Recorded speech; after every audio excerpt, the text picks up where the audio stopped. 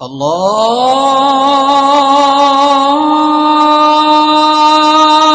اکبر اللہ اکبر اللہ.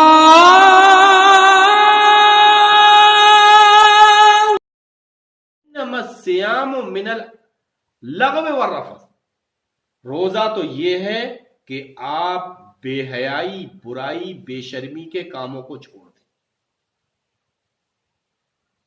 لغو اور رفث، بے حیائی اور بے شرمی کے کاموں کو چھوڑ دیں. اور اس کی لمٹ کیا بتائی؟ وَإِذَا صَابَّكَ أَحَدٌ أَوْ جَاهِلَ عَلَيْكَ، اگر کوئی شخص تم کو گالی دے،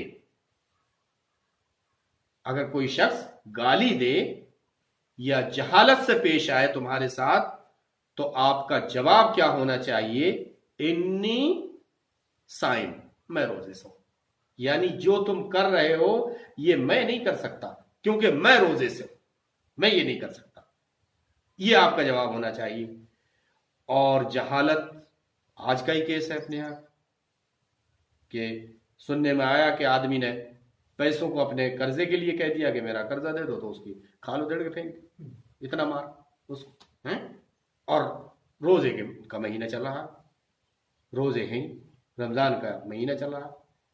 پتہ چلا کہ ان مسلمانوں کو اور ان کے علماء کو ان کی کوئی فکر ہی نہیں، ان کو کچھ روزے سے لینا دینا نہیں، اور نہ ہی روزے کے فائدے ان کو بتائے جاتے ہیں. بہرحال چلے. اچھا، اب تقوی کس طرح سے حاصل ہوتا ہے؟ اللہ تعالیٰ نے کہا لعلکم تتقون، روزے کا سب سے بڑا فائدہ تاکہ تم پرہیزگار بن جاؤ. پرہیزگاری کے لیے یہ ٹریننگ ہے. یہ ٹریننگ پوری 1 مہینے کی لگاتار کیوں کرائی؟ کیونکہ اگر 1 دن 2 دن میں آدمی کو احساس نہیں ہو پاتا. لگاتار جب 1 مہینہ ٹریننگ ہوگی اور 1 مہینہ تدریب ہوگی تو ظاہر سی بات ہے کچھ تو اس کا اثر پڑے گا، اور پھر وہ 1 سال تک تمہارے لیے کافی ہو جائے گا. اگر تم نے دھیان سے اس کو رکھا، دھیان سے غور و فکر کیا اس پہ، تو یہ کافی ہے.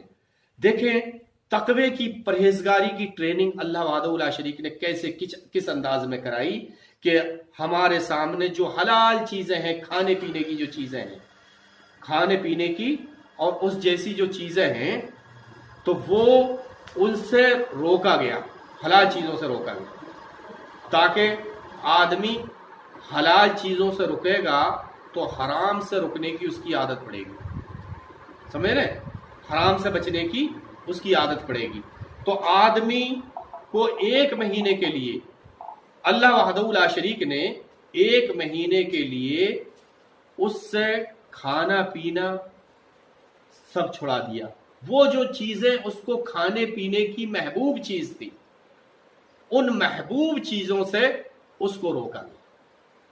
اور کتنی سختی کے ساتھ کہ جب آپ افطار میں بیٹھتے ہیں تو آپ کے سامنے کھانے کے لیے آئٹم رکھے ہوئے ہیں، اچھی اچھی غذائیں رکھی ہوئی ہیں، پینے کے لیے پانی رکھا ہوا ہے، آپ کے ہاتھ کے اندر یہ طاقت بھی ہے کہ آپ ہاتھ سے اٹھائیں اور اس کو پی لیں. لیکن آپ ایسا نہیں کر رہے ہیں. کیوں نہیں کر رہے ہیں؟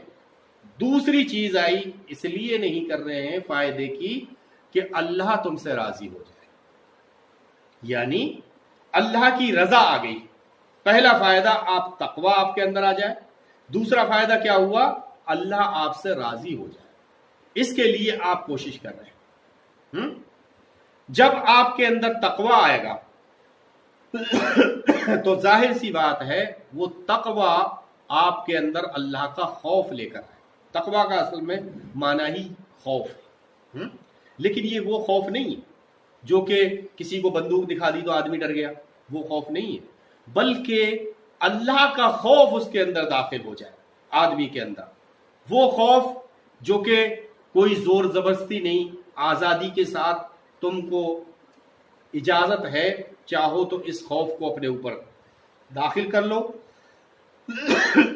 اور چاہو تو اس کو داخل نہیں کرو. تمہیں اختیار ہے. آپ کے اختیار کے ساتھ اگر آپ متقی ہوں گے، آپ پرہیزگار بنیں گے، تو یہ آپ کے لیے بہتر ہوگا۔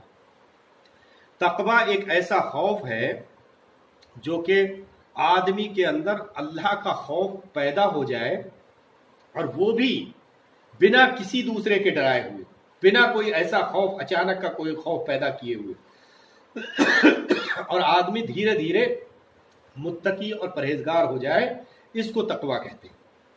اس کو تقوی کہتے ہیں۔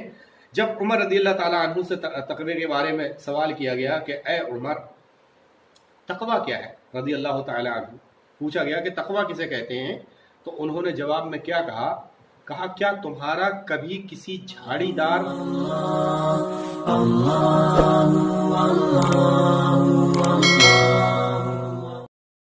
کانٹے دار پتلی سی گلی میں سے گزر ہوا؟ تو انہوں نے کہا کہ ہاں ہوا۔ تو کہا کہ کیسے گزرے؟ تو انہوں نے کہا کہ ہم اپنے کپڑوں کو سمیٹ لیتے ہیں، کہیں کانٹوں میں کپڑے نہیں الجھ جائے، اور کپڑوں کو سمیٹ کر اور گزر جاتے ہیں۔ تو کہا یہی تقوی ہے، دنیا کی برائیوں سے، بے حیائیوں سے، بے شرمی سے اپنے آپ کو بچا کر نکل جانا، یہ کیا کہلاتا ہے؟ تقوی کہلاتا ہے۔ تقوی جو ہے، اگر آدمی کے اندر، تقوی کس کو کہتے ہیں کہ اگر آدمی کا یہ ہاتھ جو ہے، ہاتھ آدمی کے ہاتھ ہے، اس کا اپنا ہاتھ ہے، اس اپنے ہاتھ کو آدمی روکے رہے گا۔ اگر اس کو پتا چلے کہ یہ راستہ، یہ چیز مجھے جنت میں لے جائے گی تو اس کو چھوئے گا، اور پتا چلے یہ جہنم میں لے جائے گی تو اس کو نہیں چھوئے گا۔ آنکھوں سے آدمی وہ چیز دیکھے گا جو اس کو جنت میں لے جانے والی ہے، اور جو اس کو جہنم میں لے جانے والی ہے اس سے اپنی آنکھوں کو بچا لے گا۔ جو آدمی پیروں سے چل کر جائے گا تو وہ اس کام کے لیے چل کے جائے گا جو اس کو جنت میں لے جائے، اور جو اس کو جہنم میں لے جانے والا ہوگا اس سے رک جائے گا۔ مختصر اسی کو تقوی کہتے ہیں۔ برائیوں سے اپنے آپ کو روک لینا، اپنے آپ کو کنٹرول کر لینا، یہ کیا کہلاتا ہے؟ تقوی کہلاتا ہے۔ تو اللہ وحدہ لا شریک اس کی ٹریننگ ہم کو کراتا ہے کہ ہمارے پاس میں حلال چیز رکھی ہوئی ہے، پانی، لیکن ہمارا ہاتھ اس تک نہیں جاتا ہے، روک لیا ہم نے، اور ہم متقی بننے کی طرف کو بڑھ رہے ہیں، اور دھیرے دھیرے یہ ٹریننگ ہمارے اندر تقوی پیدا کرتی ہے۔ تو سب سے اچھا، سب سے بڑا فائدہ، سب سے پہلا فائدہ روزے کا یہ ہے کہ ہمارے اندر تقوی پیدا ہو جاتا ہے، اور روزے کا مین مقصد بھی یہ ہے۔ اور جب تقوی پیدا ہوتا ہے تو تقوی ہی خوف الہی ہے، ہمارے اندر اللہ کا خوف پیدا ہو جاتا ہے۔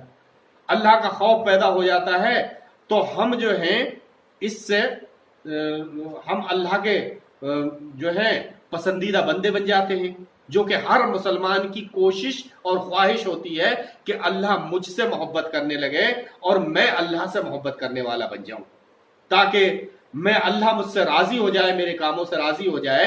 تو اللہ کو راضی کرنے کا یہ روزہ ایک خاموش عبادت ہے، جو کہ جس سے کہ اللہ وحدہ لا شریک راضی اور خوش ہوتا ہے۔ یہ خاموش عبادت کیوں کہا گیا؟ کیونکہ اگر آپ کسی کو نہیں بتائیں تو پتہ ہی نہیں چلے گا کہ آپ روزے سے ہیں یا نہیں ہیں، اس لیے اس کو خاموش عبادت کہا گیا، سمجھ رہے؟ تو اس سے اللہ کی رضا حاصل ہوتی ہے۔ ایک حدیث میں ہے، نبی کریم صلی اللہ علیہ وسلم نے ارشاد فرمایا کہ من صام رمضان ایمانا واحتسابا غفر له ما تقدم من ذنبه، تو اس سے اجر و ثواب بھی ملتا ہے۔ تیسرا فائدہ کیا ہے کہ ہم کو اجر و ثواب ملتا ہے، اور اجر و ثواب کتنا ملتا ہے؟ اتنا ملتا ہے کہ ایک حدیث میں آتا ہے کہ نبی کریم، حدیث قدسی ہے، اللہ وحدہ لا شریک نے اس میں کہا ہے کہ الصوم لی وانا اجزی بہ، کہ روزہ میرے لیے ہے اور میں ہی اس کا اجر دوں۔ ایک حدیث میں ہے کہ اسی حدیث میں ہے کہ نبی کریم صلی اللہ علیہ وسلم نے ارشاد فرمایا، حدیث قدسی ہے کہ اللہ وحدہ لا شریک ارشاد فرماتا ہے، کیا ارشاد فرماتا ہے کہ بندہ میری خاطر کھانا پینا چھوڑ دیتا ہے، جمع بستری چھوڑ دیتا ہے، اور وہ سارے کام چھوڑتا ہے جس کو میں نے روکا ہے، بندہ میری خاطر رکتا ہے تو میں ہی اس کا اجر دوں گا۔ یعنی دنیا کی اجر کی ایک لمٹ ہے باقی عبادتوں کی، کہ آپ نماز پڑھیں گے تو اتنا اجر ملے گا، 2 रकत नमाज पढ़ेंगे तो इतना अजर मिलेगा। लेकिन रोजा जो है वो अनलिमिटेड को आज सब जानते हैं। अनलिमिटेड काल तो सब जानते हैं कि भाई चाहे जितना काल करते रहो, तो वही अनलिमिटेड हम कहें इसको, तो इसका अजर अनलिमिटेड है। हर चीज का अजर लिमिटेड है और रोजे का अजर अनलिमिटेड है। दलील उसकी वो हदीस